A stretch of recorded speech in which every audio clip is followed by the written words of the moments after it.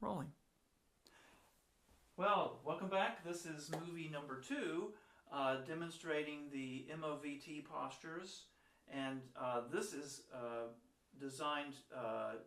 This talk is about applying them to vocalizing and to troubleshooting spots in repertoire. So, first of all, I'm going to talk a little bit about how you might use them with male singers, and the tools that I'm going to show you here, I give full credit to Barbara Doscher, who was my mentor at the University of Colorado. So first way in which she might use one would be in a vocalise, doing a vocalise, just an arpeggio. And say you had a male student who liked to sing their O vowel in their middle and upper middle voice a little too rich, a little too full.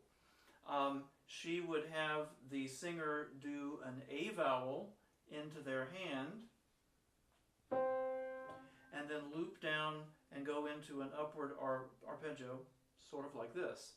So I'm doing an A vowel into my hand.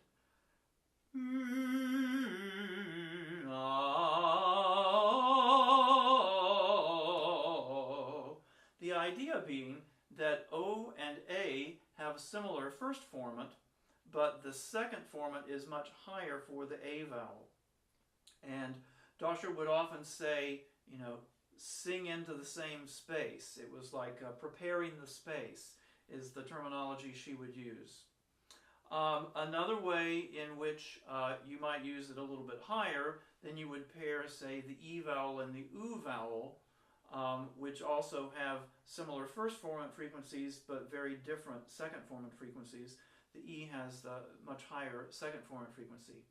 Now for the singer who instead was maybe a little too bright or too reedy on their E vowels and A vowels, you would flip the situation around. And so you would use, say, an O vowel into your hand to lead into an A. So,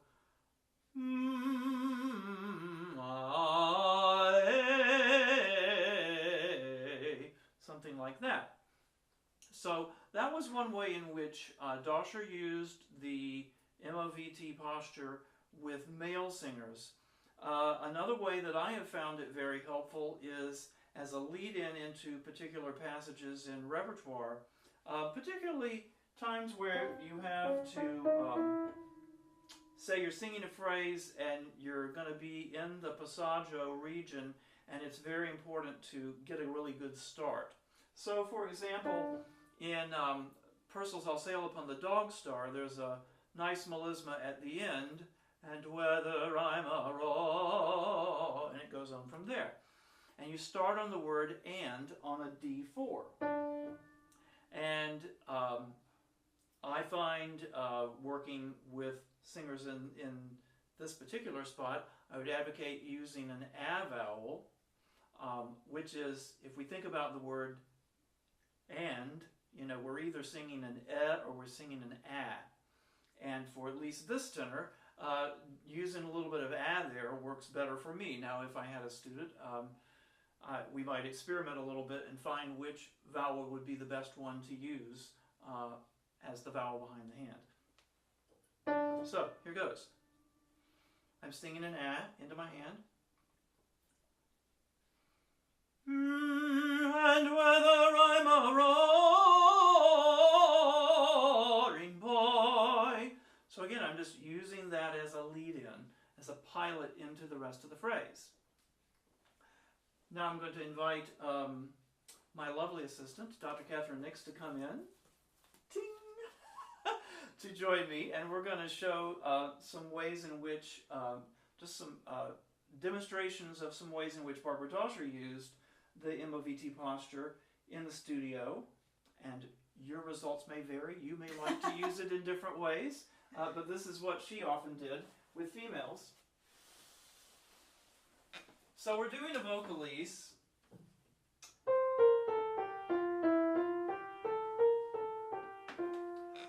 It's a fairly famous pattern, and Doscher would use this exercise starting in kind of upper middle voice and then going down, and then she might work back up with it as well. She would advocate using an A vowel behind the hand at C5 and at B5, and so we're going to start there. So let's start at C5, and we're going to be doing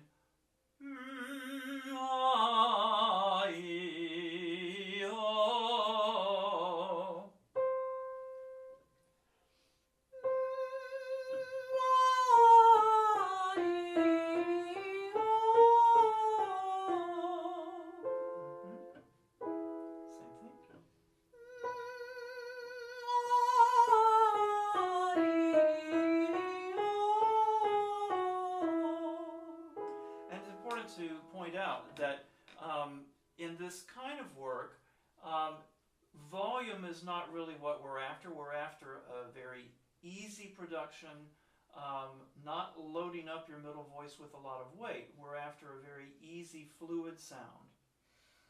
So then at about B flat 4, Dosher would advocate using an A vowel behind your hand, which this is right around first formant frequency for A vowel.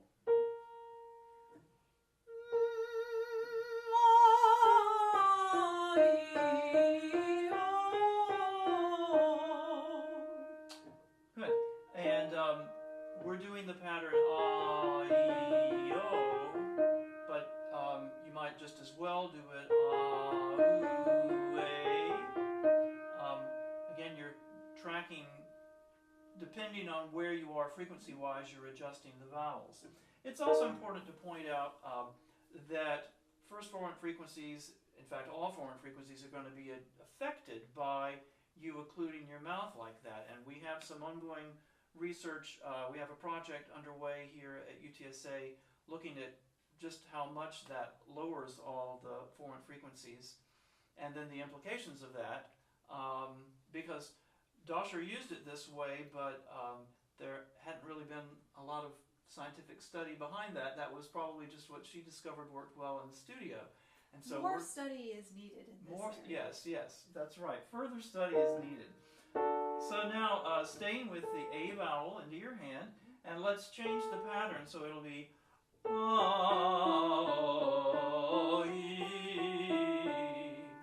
Okay, so A behind your hand.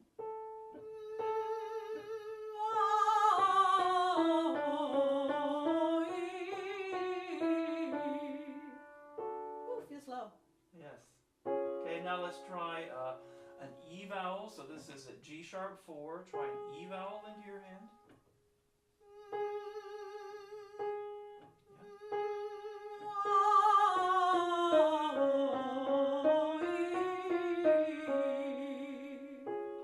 Yeah, one more with E behind your hand.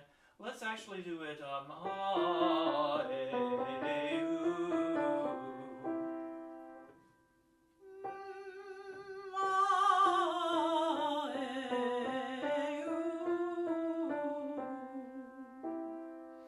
So that's a demonstration of one way in which it might be used, and that was certainly how it was used in Dosher's studio.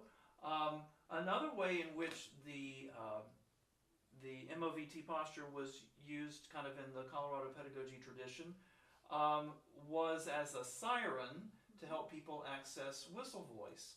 Dr. Patty Peterson, who followed Barbara Dosher as the pedagogy teacher at University of Colorado, and I got to observe her teach many times, she would use a siren, so using an A vowel,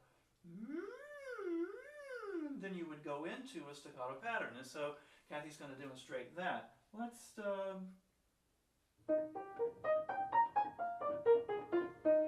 so let's do like one loop on the siren and then go into the pattern. Okay.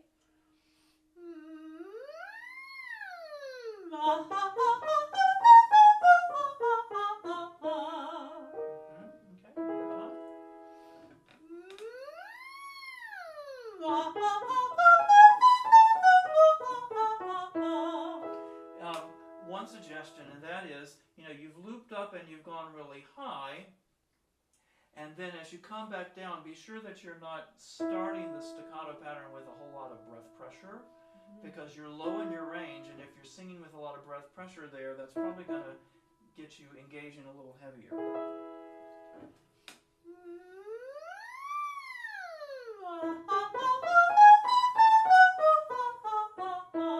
Then it's a more smoother approach. Let's go one more.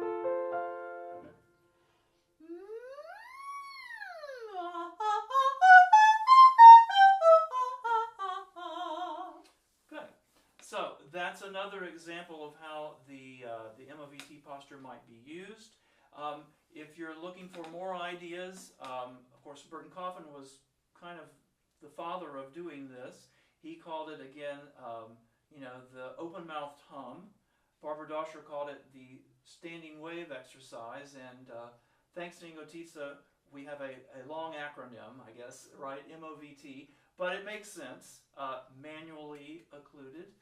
And so these are just some ideas, but if you look in Coffin's books, in Overtones of Bel Canto and Sounds of Singing, you can see some different ideas that he had for using it. You may discover your own. And so, happy occluding. And if you have any other questions about any of the semi-occluded vocal tract postures or any of the other videos that I've got, please don't hesitate to email me. It's just my name, john.nix@utsa.edu. I'll be happy to call you back or email you back and enjoy conversing with you at that point. Thank you.